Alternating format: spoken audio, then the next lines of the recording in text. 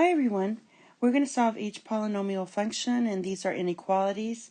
This is part 2 and they're a little harder than part 1 that we did. We're going to do these 3 problems and solve for these. We're going to find the solution set. So the first one was 2x squared is greater than 5x plus 3. So I'm going to move everything over to the left side.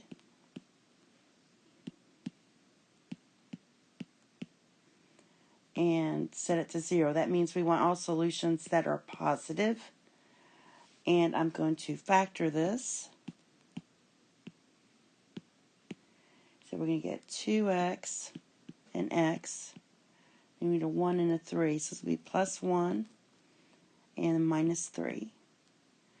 And I'm going to go ahead and write my function from here as f of x equals 2x squared minus 5x minus 3. And when I solve for my zeros, I get x equals, for this first piece, that would be negative 1/2. And for this piece, I get x equals 3. So those are the ones we're going to use for our intervals. So I'm going to use this chart. My zeros were x equals negative 1/2 and x equals 3. So my intervals are going to go from negative infinity to negative 1/2.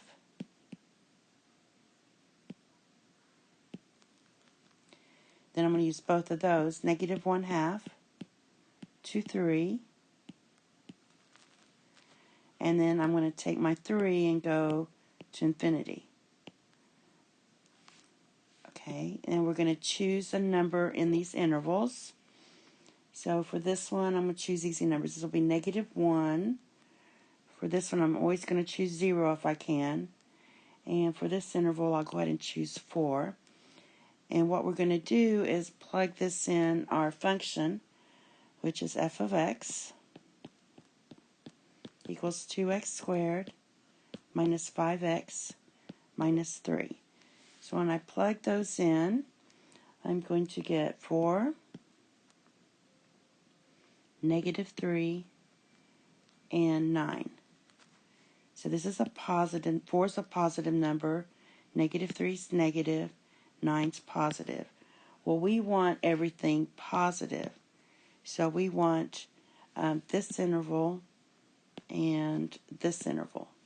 So my solution set is x is less than negative 1/2 or x is greater than 3. Okay, the next one we have is x times x minus 7 is less than 8. I'm going to go ahead and distribute here, x squared minus 7x, and I'll go ahead and subtract the 8 from both sides and set it to 0 or less than 0. That means it's negative. I'm going to go ahead and factor this, which would be xx. That's be a 1 and an 8.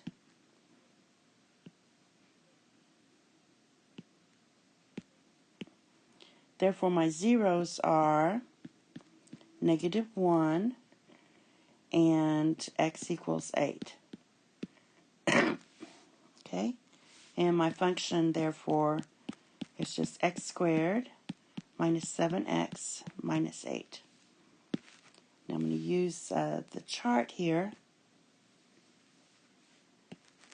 And my intervals, I'm going to set with my zeros, which are x equals negative 1. So that's going to go negative infinity to negative 1. And my other 0 was 8. So I'm going to use negative 1 to 8. And then I'm going to also use 8 to infinity. Now choose some numbers. The ones I chose were -2, 0, and 9. We're going to plug it into our function, which was x squared minus 7x minus 8. And when you plug those in, you're going to get 10, -8, and 10. So this is a 10's positive, 8's negative, and 10 is positive again. And we want, on this one, negative.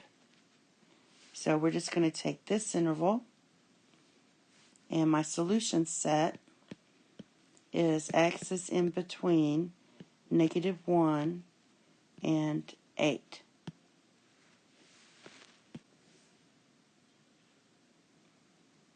Okay, our last one was 6 times x squared minus 1 is greater than or equal to 5x. So I'm going to distribute here and subtract the 5x. And this is going to be greater than or equal to 0. That means we want positive values where this is positive, and also we can include 0. I'm going to rewrite this polynomial and put it in standard form.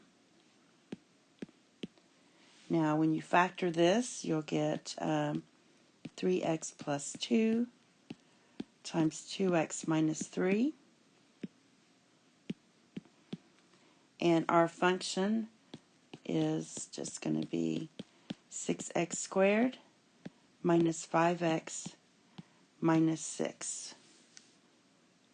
Okay, so again, what were my zeros?